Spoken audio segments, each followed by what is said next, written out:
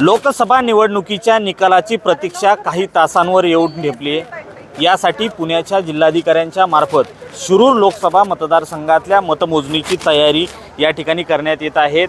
आज आदल्या दिवशीच या ठिकाणी मतमोजणी कर्मचारी हे कर्मचाऱ्यांचं ट्रेनिंग, उद्याच्या मतमोजणीला लागणारं साहित्य याची जुळवाजुळव या ठिकाणी प्रशासनाच्या वतीने करण्यात येत आहे।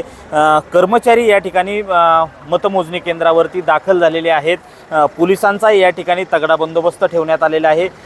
गर्दी आणि इतर काही गोंधळ होऊ नये, कायदा व सुव्यवस्थेचा प्रश्न निर्माण होऊ नये यासाठी प्रशासनाकडून तयारी करण्यात आलेली आहे। अगदी 400 ते 450 पोलिसांचा तगडा बंदोबस्त या परिसरामध्ये ठेवण्यात आलेला आहे।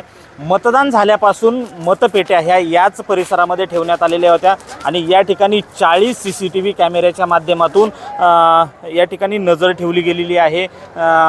कर्मचारी या ठिकाणी दाखल झालात। सर्व परिस्थितीमध्ये कुठलाही अनुचित प्रकार घडू नये, कायदा व सुव्यवस्थेचा प्रश्न निर्माण होऊ नये यासाठी हा सगळा बंदोबस्त या ठिकाणी ठेवण्यात आलेला आहे। पोलिसांची या ठिकाणी मोठी तगडा बंदोबस्तही ठेवण्यात आलेला आहे। कर्मचारी या ठिकाणी येत आहेत। उद्याच्या मतमोजणीची तयारी या ठिकाणी सुरू आहे।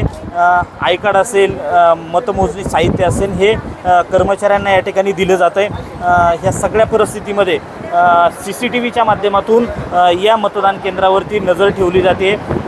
अगदी कुठला अनुचित प्रकार घडू नये यासाठी पोलीस कर्मचारी असतील, CCTV ऑपरेटर असेल, हे सगळेजण या ठिकाणी तैनात आहे। त्यामुळं उद्याच्या निकालाची प्रतीक्षा प्रत्येकाला या ठिकाणी लागून राहिलेली आहे आणि त्यासाठीच या ठिकाणी प्रशासनाकडून जय्यत तयारी करण्यात येते।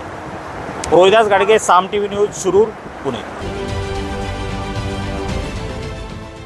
देश विदेशातील प्रत्येक घडामोडींचे लाईव्ह अपडेट मिळवण्यासाठी आता साम टीव्हीच्या सर्व सोशल मीडिया प्लॅटफॉर्मला लाईक, फॉलो आणि सबस्क्राईब करा।